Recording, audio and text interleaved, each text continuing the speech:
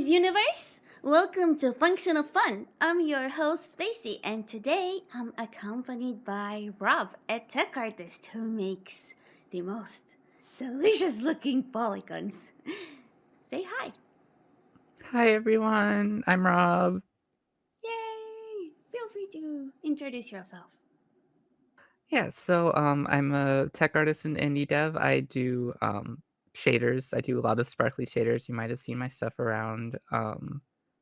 And I do art. I work in some indie games. Trying to make my own indie games.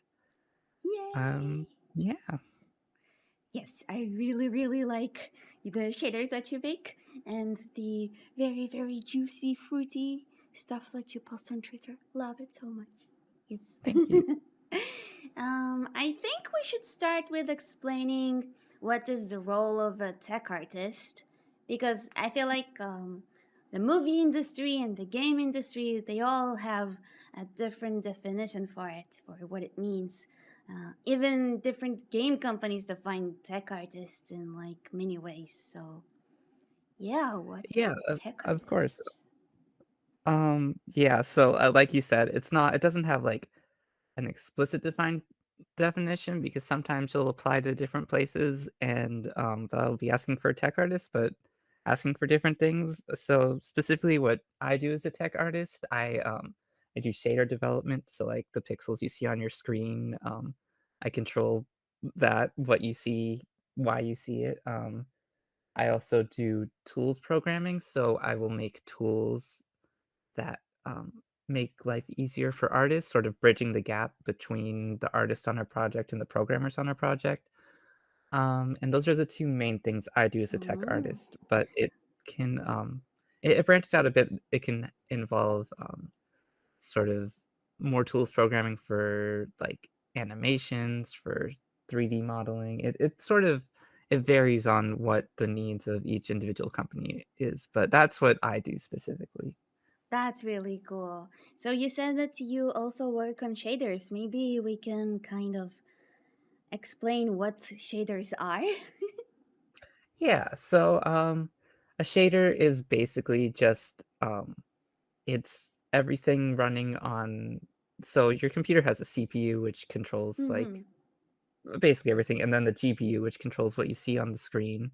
And the shaders sort of tell the GPU what to do. So you take in information like where the pixel is, where the 3D model is, where the light is, and then it mashes all of that together, and then each individual pixel returns basically the color that you're going to want to see.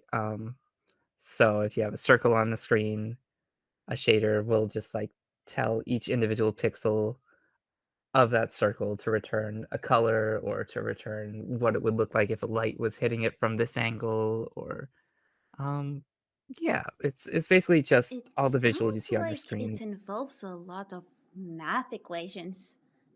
Uh, It does definitely it? can.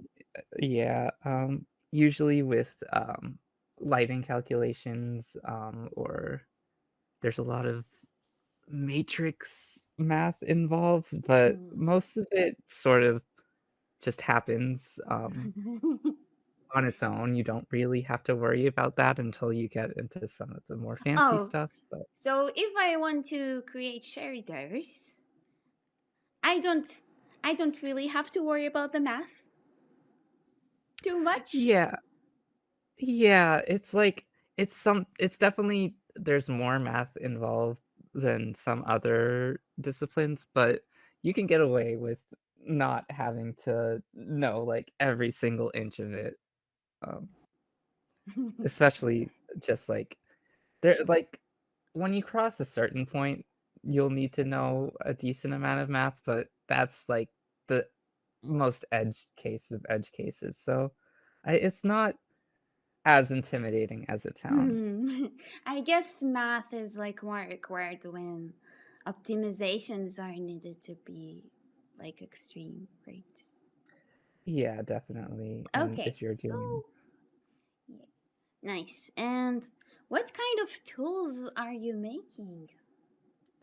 so, it usually just depends on what the project needs. So, let's say the artists need a way to light the characters properly.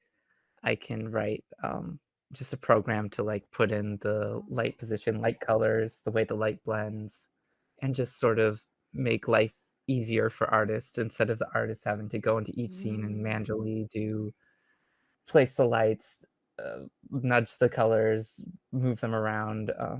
It's just a little like tool. They just put a bunch of stuff in, hit a checkbox, and then it does it all for them. That's so cool. So it's like you're extending the engine's capabilities in some way. Yeah, yeah, exactly. Ah, that's awesome. So sometimes when you create tools for one project, I wonder if it's possible to also use it again for a different one. Yeah, it's like a case by case thing because sometimes I'll make the tool for a Hmm. specific game, so I can't necessarily take it, but they might be able to use it for future projects. And then there's some stuff that I've just done on my own time that I've been able to just use for all my own projects, and it makes it pretty Hmm. convenient. That's nice. That's cool. So it does sound like there is like a lot of technical parts on the one hand, like serious programming going on the one hand, but on the other, when we spoke about shaders, like you also need to look at your output and decide whether it looks nice or not. So there's also some kind of art skills going on in terms of making sure like the colors look okay together. Uh, Yeah. yeah. So it does sound like being a tech artist is like a mix of being both an artist and a programmer. Is that right?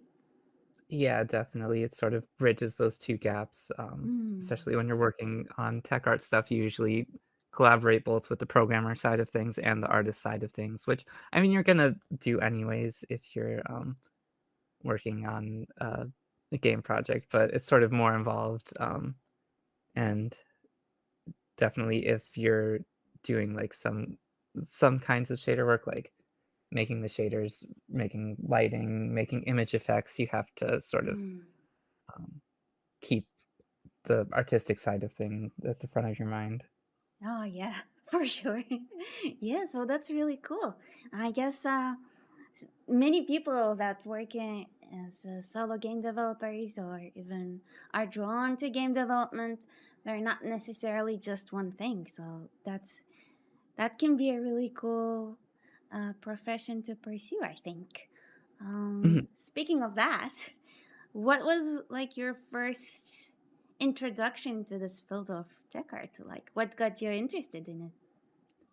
So, basically, I just saw a bunch of sparkly stuff online that I was like, "Huh, I wanna do that." Sparkly So stuff just are like the best. yeah, so, like, with some of my first shader experiments were just trying to make stuff sparkle.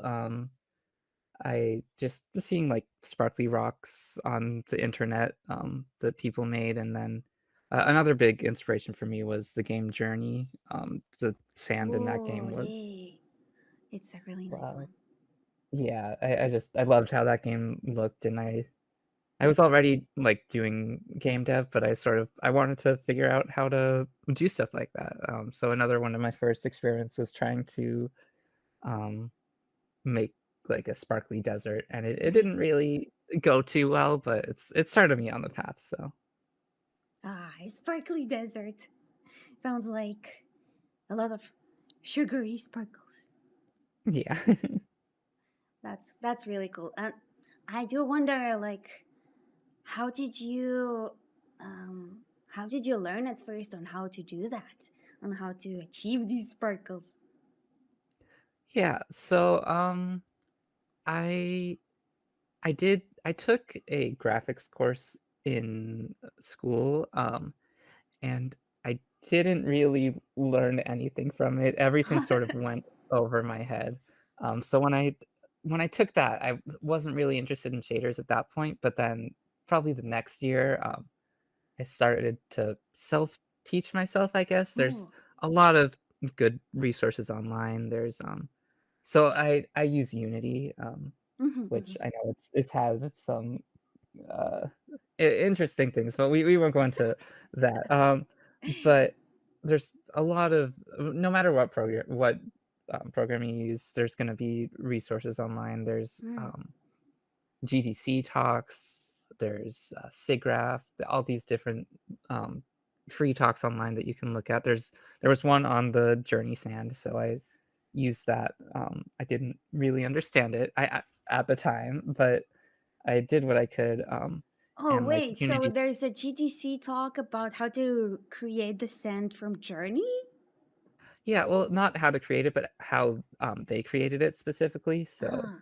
they go over, like, what they used, how they basically all the tools. It's like an hour-long talk that I looked through, and I got, like, 50% of it, which is why mine didn't Oh. turn out as it should have, but, there's tons of resources online. Like I said, my actual, graphics class, I didn't really learn anything while I was taking it. Now that I know more, I can, like, cross-reference back to that and understand what I Mm. learned, but, it's definitely something that I think is 100% self-teachable, Oh, cool. and So you're not like necessarily need a degree to begin looking into being a tech artist. Like you're saying, y this is something that you can like teach yourself with resources online, right? yeah, absolutely, and it's definitely one of the more, or just it's not as resource intensive as some other fields, but there's definitely a lot out there. Like I said, uh, I use Unity, so I know some really great Unity resources out there. There's Minions art. There's What's uh, minions art? Minions art is uh, she makes shader resources, a lot of easy to understand little cute gifs. So it's like That was a tutorial or guides yeah, kind yeah, of resource. Mm, nice. Okay. yeah, that was one of the early ones I use, I will link it below. yeah, and then there's, Alan Zucconi, there's, Harry, Elisavakis, there's, Ranja's tutorials, there's just a ton of really great ones out there that really helped, get my foot in the door basically and start understanding these things. Ah, okay. And I do wonder, I have to ask again, how much math was involved in like these tutorials? Like, what kind of Um, level of math do I need to yeah. know in order to understand these guides and tutorials? Basically, not as much as you'd think. There there's, like, some like, one little thing that you have to understand, which is, like, a dot product, but once you, like it's not as, it's not as scary as it might seem, Yay! and And what about programming? programming, you actually don't do as much of it as you might expect, with shader Oh, dev. really?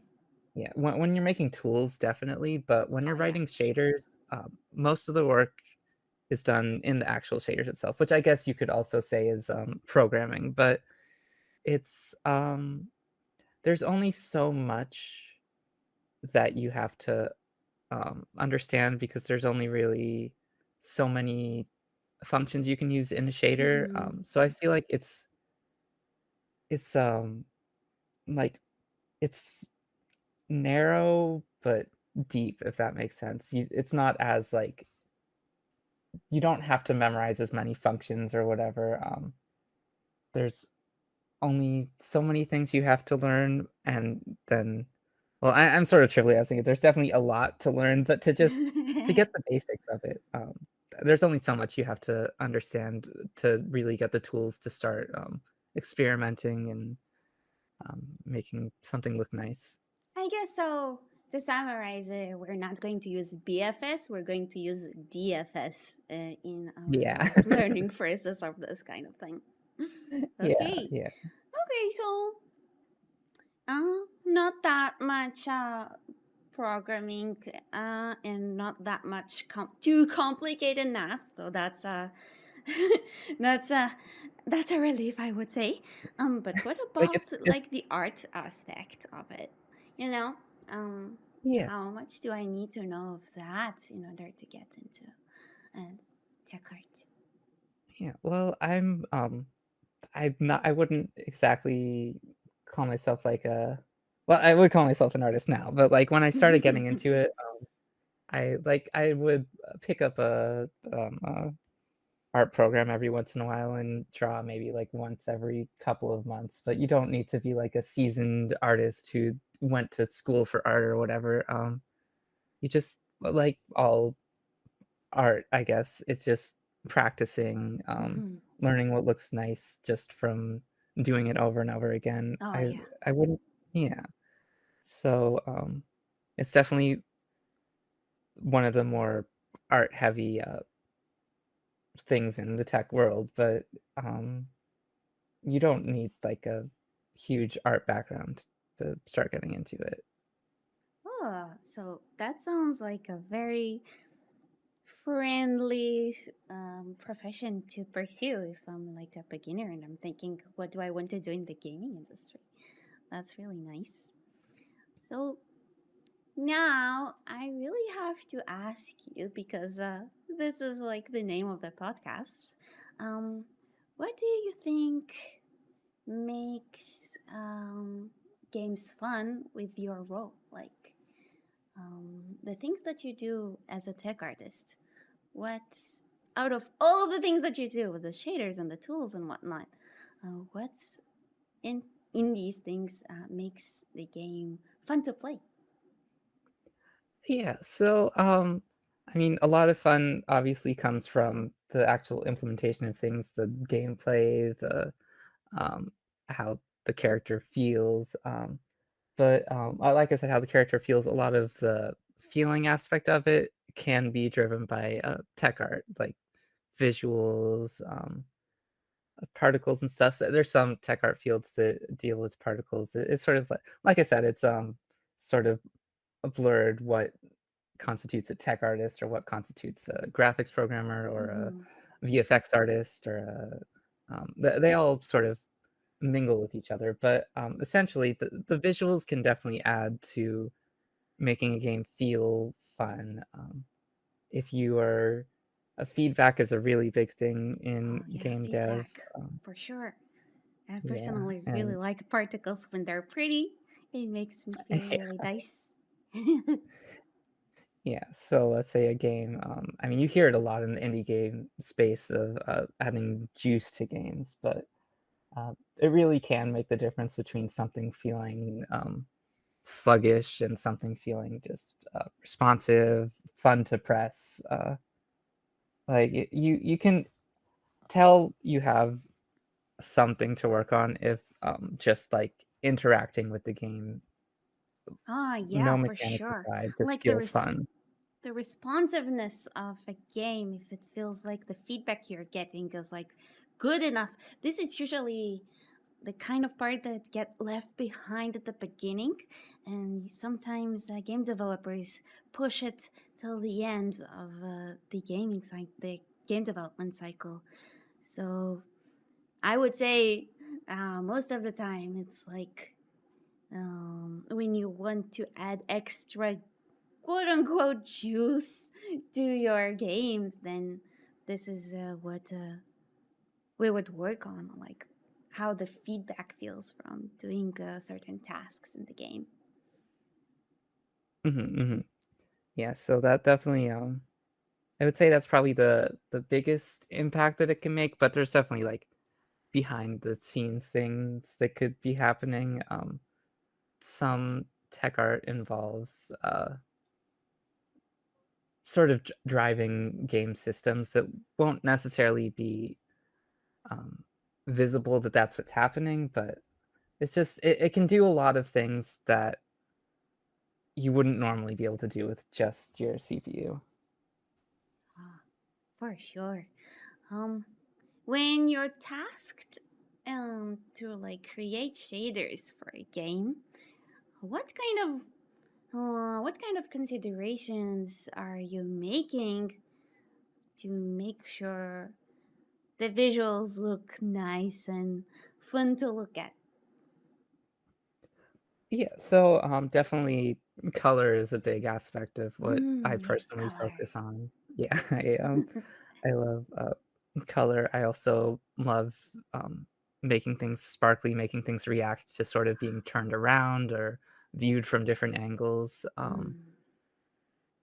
and, uh, yeah, I like using color and sparkles a lot, Yes, which, yes. Colors and sparkles are the best. so sometimes I will be, specifically sought out for that, but, also making sure that things, fit in the game world, making sure that things run smoothly, Oh because yeah, like it's a matter of staying consistent with the art style of like the rest of the project, even when like other people work on it, right? Mhm, definitely. Oh, so how do you go about that? I wonder. Um, Usually it's just a lot of, collaboration with artists and, the projects that I've been on, they've all had art directors that sort of help, Ah, lead the direction. If something isn't necessarily fitting properly, then one of them can always be like, "Hey, can you adjust this, nudge this in this direction?" There's a lot mm. of cooperation between people on the team. Ah, yeah, yeah. And you started also to talk about performance, right? Yeah, that's, so, like I said, shaders, are something that run on the GPU rather than the CPU, which Mm-hmm. is, they're 2 basically completely different things that you have to keep your eye on, and, so shaders have their own little fun batch of things that you have to keep in mind when you're going for performance, especially if you're trying to launch on something like mobile or Switch. You have a lot less resources than you might have on like a super graphics computer from the year 2023. Ah, yeah. Usually we really need to consider like cross platforms, and if we want our game to run both on the computer, on the supercomputer that some gamers have, but also on a phone, then we really need to take like many considerations in performance, right? Does it apply to also like the amount of polygons that certain models have? Yeah, the polygons, that also affects sort of the GPU because the Mm-hmm. number of basically triangles on the screen affects, how many, basically how many times you're gonna run certain computations, but a lot of it's also making sure that, you're not running too many pixels on the screen at the same time because the screen only has so many, pixels on it, so, like, 920 by 1080 or whatever, and each pixel, ideally, you want to run only so many times as possible because if, let's say, a pixel does a calculation and then it does another calculation and another calculation, that's 3 times you're rendering the screen for frames, so you sort of wanna cut that down as much as possible, and there's a lot of things like that that you want to, uh, optimize when it comes to GPU side of things. Ah, yeah. Ah, it sounds like it can get really messy Definitely, sometimes. yeah. Yeah. Okay. Okay. Let's talk about some of the games that you have worked on. One of Sure. them is One Hand Clapping, which is a puzzle platformer with like a very creative mechanic where you use your voice to progress through the game. Um, I think it's like a really, really creative, cool mechanic to use in a game that I don't really see many of those going on like these days. So it's still pretty unique to use, I think. Yeah, maybe let's start with what was your role in this project? Yeah, so, that was actually, my student project, our capstone at A the end of the student year, project? What? What? yeah, What? it What? started off as a student project, yeah. Really? Whoa! It Yeah. looks so good.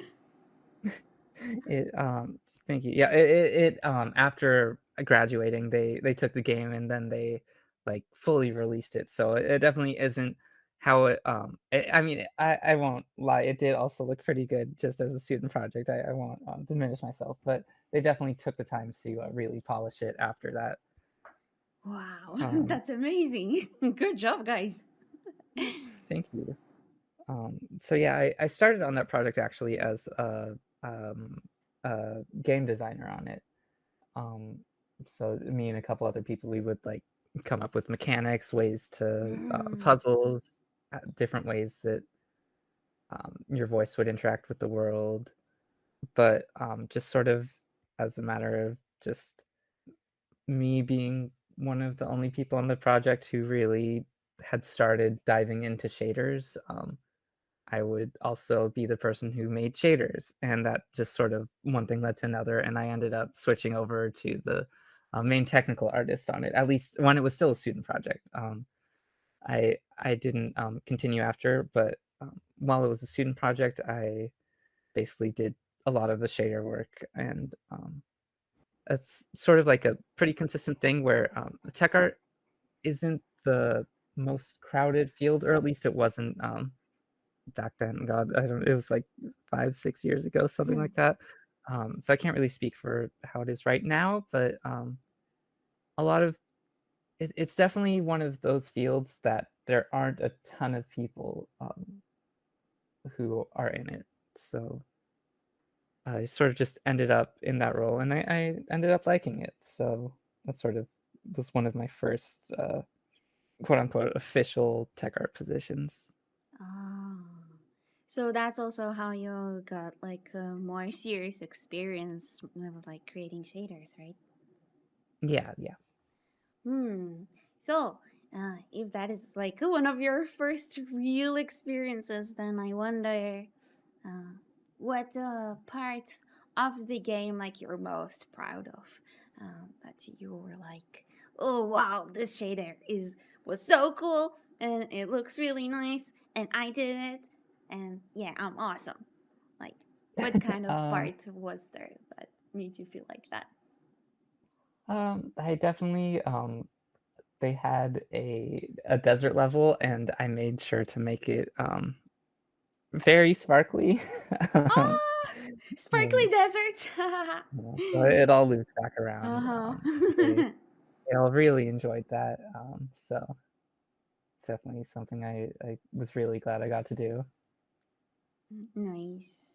And was there anything that was like extra, especially hard to create in that project? I wouldn't not really, I wanna say, just, it was just 'cause the probably the most challenging thing was just, being one of the first experiences really working in, like, a big group on a project Mm-hmm. all together. 'Cause, up until that point, basically everything I had done was either solo dev or just working with one other person, but that was, like, the first real experience working in a big group, how, How things many might were you guys? I think it must have been, like, 20 or 30 people Uh, in total. Yeah. Whoa, that's like a serious studio you got there. Yeah, so that included, like, programmers, artists, music, designers, producers, it was the whole batch of it, so, That sounds so cool. yeah. It's really nice that you got this type of experience so early on, I think. Mhm, yeah, definitely, and, like I said before, it's not something that is required, I feel, like, I definitely feel like going to school, is a little bit overrated, but I think, Oh. one of the biggest things that I got from it, specifically was just, like, the people I met there and, the Mm-hmm. connections I made, but I Networking think is important, isn't it? yeah, but I think that, it's still 100% possible to, find people outside of that because a lot of the tech artists I know are just, like, people from all around the world, so, Oh, how did you get to meet them? um, Twitter, which, I mean, Oh, it's not what it used to be, but there's definitely still places is there to, like a community of tech artists on Twitter? um, there's I wanna say it probably moved more to Discord, but, Yeah, of course. there there's, one of the people who make tutorials that I mentioned earlier, Harry, Alisavakis has a really great tech art community on Discord, called Technically Speaking, Oh. and yeah, I mean, there's a lot of people out there that you can meet, just from starting to get into tech art. Like I said, it's not the biggest, it's a small industry, so you'll find people. That's nice. Okay, I'll make sure that I will put links below to all of these cool resources that you're mentioning for everyone who wants to start out as tech artists. Yeah, I feel like not many people know about this field, mostly because it's like usually you think, oh, yeah, there's like a programmer. Of course, you need a programmer to make a game.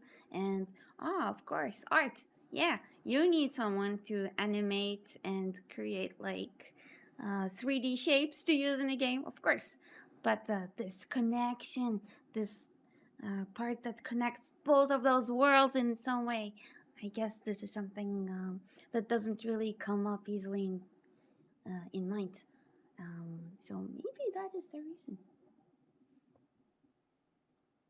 Yeah, yeah, it's definitely one of the more obscure,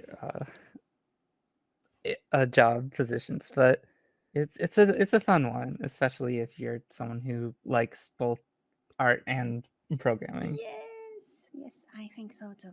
I think so too.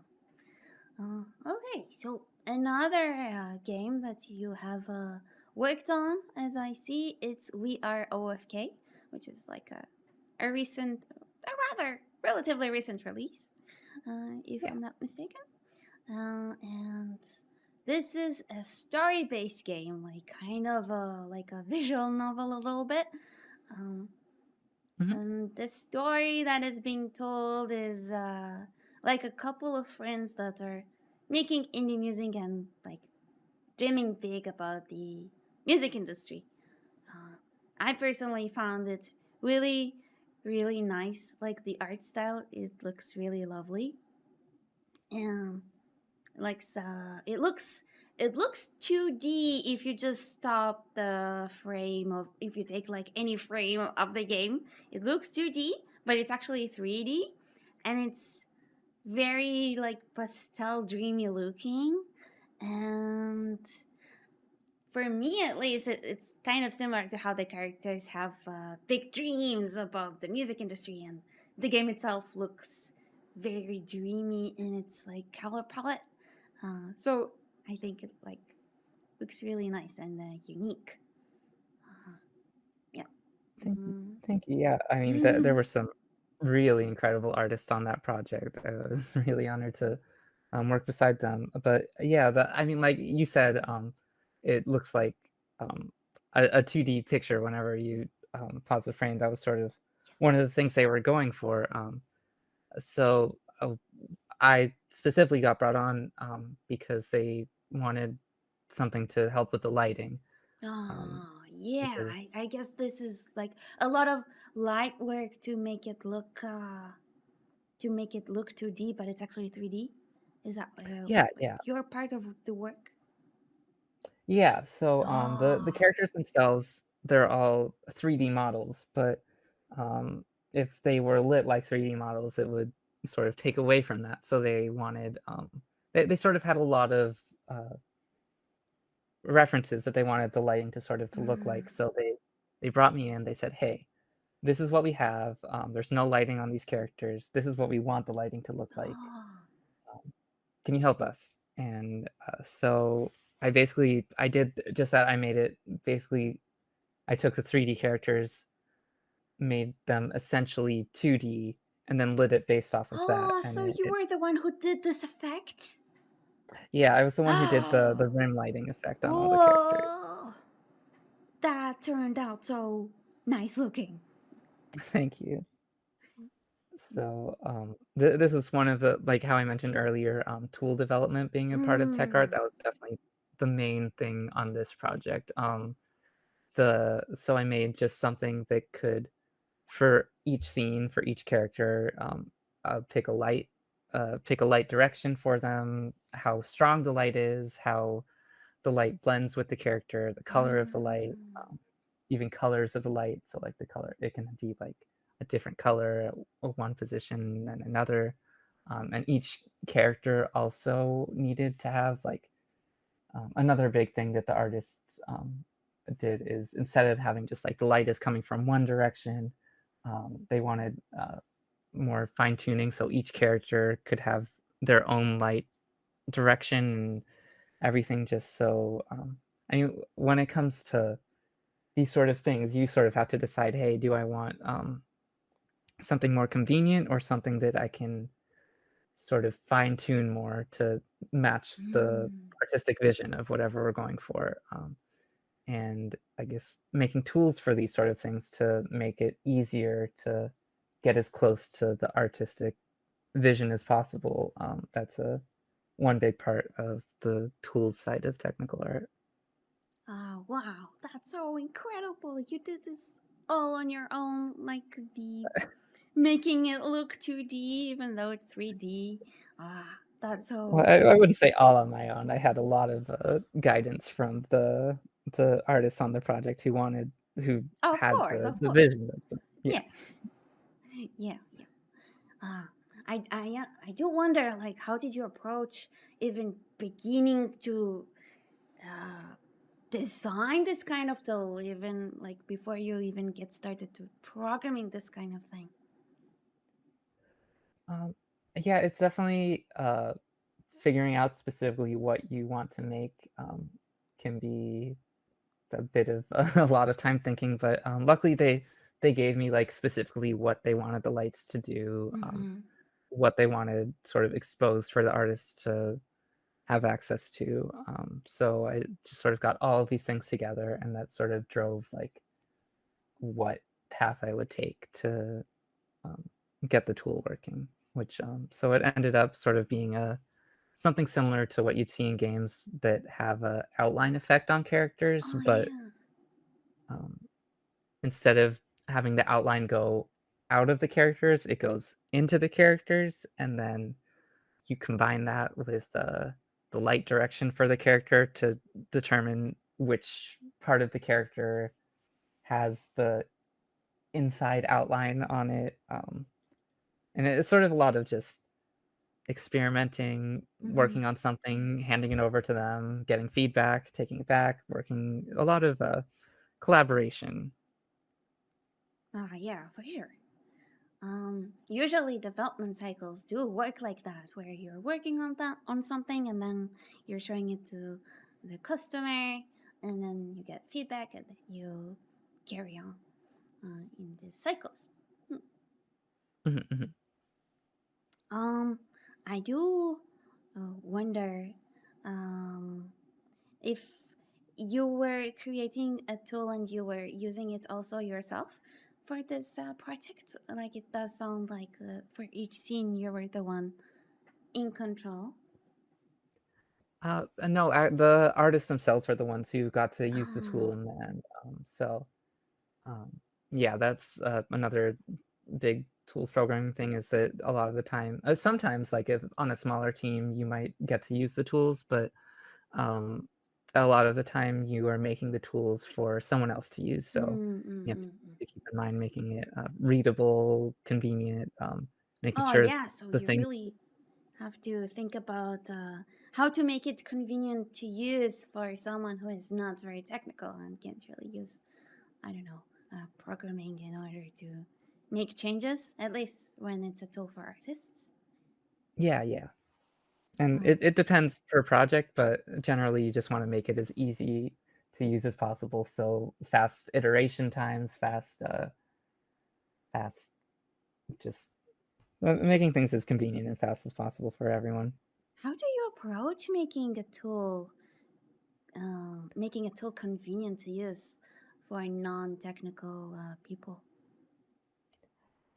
You basically just wanna make things as, intuitive as possible, make sure, because when you write a shader, you're gonna have a lot of things that you can adjust, like Yeah. lighting angle, lighting color, lighting strength, just a lot of different things per whatever you're making, and you wanna make sure that you let the artist control what the artists wanna control and handle, the things that they don't necessarily want to control as automatic as possible, Do so you that like create UI for your tools, like with buttons and sliders and stuff? yes, yeah, that's another Ah, big part of it, making things just, like, compact, easy to parse and read, easy to fiddle around with. I since I work in Unity, Unity has a lot of, functionality to do that, but basically any program is gonna have, ways for you to make your own UI for things, and, so that's another part of tools programming. It's not necessarily, necessary, but it's definitely really good to have, especially if you're gonna be passing off the tool to hmm, someone who I mean, I like making things look nice, so yeah, but it's also like a matter of choosing what to show off in the UI as buttons and what as sliders, and mhm, how to get the input from the artists to make it more convenient for them to use. This is like a lot of decision making, I think. mhm. And it can help because, usually the artist will know what they want to have, No, what they want, but, yeah, there's a lot that goes into it. mm, that's so cool. Okay. Um. So back to OFK. Um, is was there anything like extremely difficult, like something that was like really problematic for you, and then you were able to solve it? Do you remember something like that going on? Some specific case? Um, I think because the only thing I really worked on that was the, the outline effect, so I think the whole thing, by itself was just sort of like a problem to come at to, just sort of figure out how to do it in the best way, uh, just sort of, figure out how I wanted to do that. So Mm-hmm. I think just that is the answer to the question, the Yeah, outline effect itself. the outline Um, effect. Yeah, because it's so dominant, like in a game like that, when you're trying to achieve this kind of effect. Um, is there like any lessons that maybe you've learned and you're uh, telling yourself like, oh yeah, I'm definitely taking this kind of lesson from this project to my future projects? um, hmm, definitely, learned some things about how to, I got better at tools programming from that, just, Mm-hmm. from needing to, make that as convenient, as easy to use as possible, so that's definitely something that I'm gonna carry over to make my life easier Oh when I'm yeah, making for my sure. own things. Yeah. Okay, that's really nice. Um, so now I want us to share maybe some tips with the audience about tech art. So Yeah. the first case is, let's say I am a solo game developer, and I mostly do programming. Usually for art, I'm going to the asset store and I'm finding some cool stuff, maybe for free, maybe for a discount, maybe not. And like this is how I usually source my art, let's say. Mhm. And let's say I do need some effects for my game that are not necessarily I can find something in the asset store. Or maybe generally I need to do some shader work. Oh, but I know nothing about shaders. Any tips for me in this case? Yeah, definitely, I would say that, like I said, there's a lot of resources out there now, especially like when I first started, things like shader graph, node-based shader editors weren't What's a shader necessarily. graph? Oh, so there's two main different ways you can write shaders. So Mm-hmm. what I do basically because it was my only option at the time is write them by hand with sort of programming them. Oh, But now there are a lot of tools that instead of needing to program things, you just like drag and drop nodes in Unity?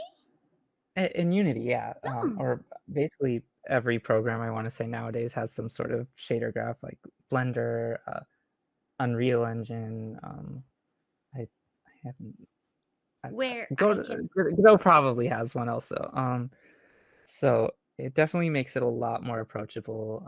And I want to say basically most of the stuff you're going to be doing as an intro shader dev is going to be 100% accomplishable through a shader graph. Um, and Hmm. at when you're doing more advanced stuff, you're going to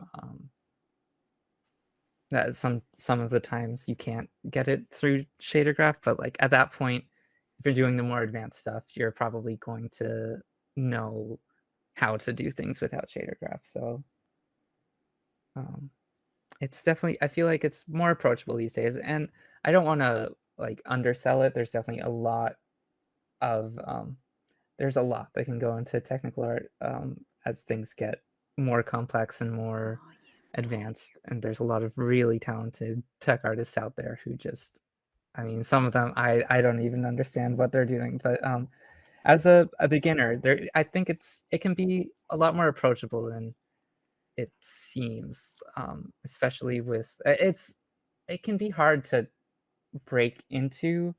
You're definitely going to run into some walls at first. Like I specifically something that happens to me a lot when it comes to tech art is I want to do something. I'll go Google a tutorial, Google examples. I'll get halfway through the tutorial and then I'll hit a wall. I won't understand what I'm reading, or I won't. Mm. I won't get it. I won't know how to make what I want to make, and then I'll put it aside, and then pretty consistently, like I'll come back to it maybe a year later, and No. then it'll click for me because I've been doing more stuff since then. But Like the it sit in my graphics mind course for that you took at first. yeah, exactly. And it's something that's really consistently happened.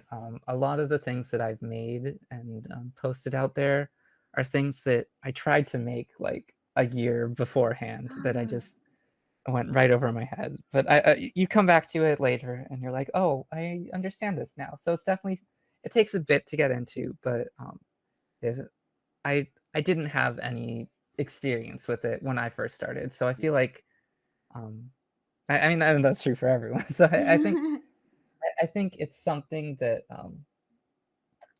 that you can get into. Just Persistence if is key. yeah, Because if definitely. you will not really understand something at first, you will keep on learning, keep on getting to know new stuff, and then a couple of months later, you're going to get back to the same problem, and then you're like, oh, now I understand how to do it.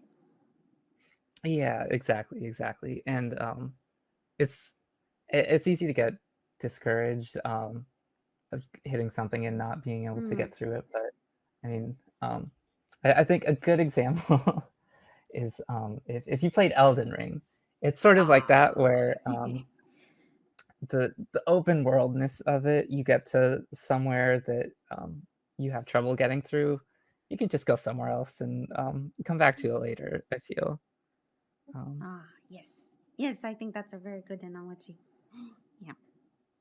Okay. And going back to being a solo game developer that mostly programs, let's say that this time I found very cool assets for effects that I want to use for my game, but the art style doesn't quite match the rest of the assets. Maybe just a little. Like, it's almost there, but not quite.